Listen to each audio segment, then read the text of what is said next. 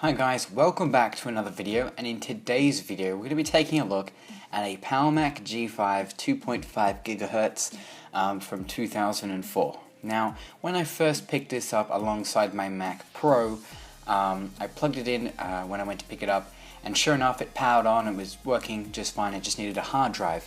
As I was on holidays, I took it to my holiday house, powered it up again before I went home, and it was also working. But by the time I got home, it now wouldn't power up anymore. So I just got home and decided I was going to put some hard drives in here that I got with the computer itself and the Mac Pro obviously. I got about 16 hard drives. Most of those were 80 gigs, but there's a few 160 gigabyte hard drives as well. And I just went ahead and installed those hard drives into the hard drive slots, and now it didn't come with any screws, so I found some that were already in some of the hard drives, and they went in just fine. So basically what the problem with the computer is you plug it in, you hear the power supply click, then you hit the power button and the light comes on as soon as you press the power button, but goes off as soon as you take your finger off the power button, and will only light up if you put your finger on the power button itself. Now, I wanted to take a look at the processor, but there was a plastic pin holding it in, the cover that is, and you need to get a drill bit and drill it out. It seems to be the only way to actually remove the plastic pin, and it just snaps and falls down somewhere in your case. So after that's done, you can remove the fan grill and slide the G5 cover plate towards the left, and it should come off.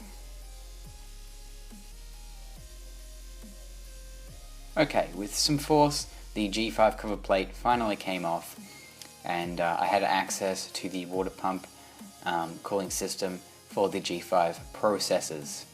Now, you can see down there that it says the 11th of August 2004, so that is its manufacturing date. So yeah, this is an extremely old water pump. And you can see down there some slight salting or corrosion.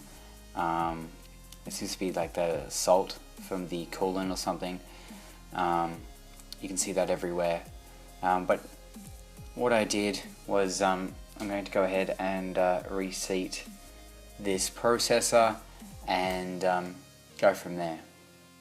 There's a total of 8 screws to remove, 4 around the perimeter and 4 in the inner section, and you'll be able to basically just lift the processor straight up and out of the case.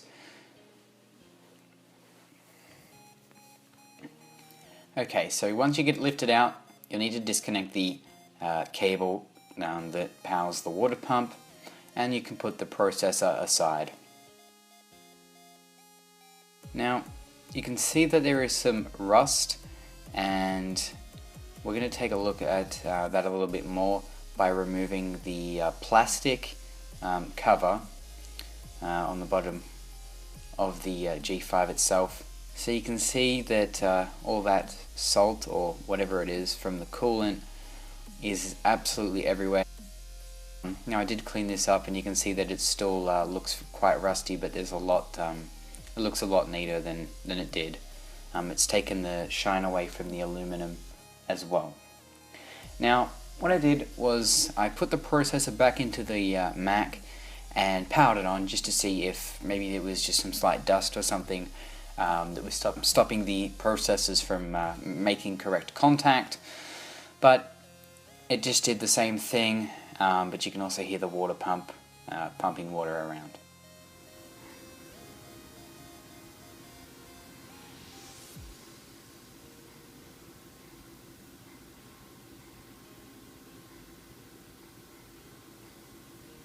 Okay, so next I removed it again, and I removed the first G5 processor, and you can see that it's in fairly good condition. You can see there's only some slight salting where it's leaked, so that seals had it, which is, I guess, fair enough for the age of this computer. So I'm going to remove the other one and see if that's any different or any better.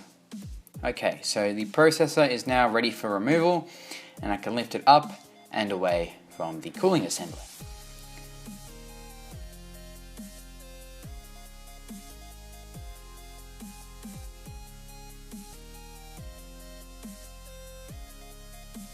Now, I look under this processor and I see a lot of damage. Now, not only is there a lot of salt and rust, the actual resistors on the board are falling off.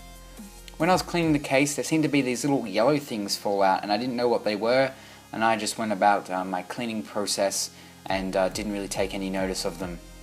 But now I know that they were resistors from the one of the processors. Now the other processor is just fine, so I went ahead and reinstalled it, and without its heatsink or anything like that, just to see if this thing would post or the light would stay on. So I plugged it in and I got nothing. There was no light, there was no fan spins, there was absolutely nothing. And I put the other processor in, the entirely rusted out, resistorless processor in, and it just did the same thing. The light would come on and the fans would spin up. So it's a processor related issue, and apparently these computers cannot run with just one processor. They're a pair, and without them both installed or both working correctly, the computer will not power on. So if you have a Powermac that won't turn on and the light will only come on when you press it, then it's a processor related issue, and especially if you have a water-cooled model, then that's probably the issue. Something's rusted out and needs replacing. So I hope you guys enjoyed this video. If you have any ideas, or if I should turn this into a Hackintosh, or I should buy parts for it, or whatever, leave it down in the comment section below. I hope you enjoyed this video. If you're not already subscribed, go ahead and hit that subscribe button, and I'll catch you guys next time in another one of my great videos.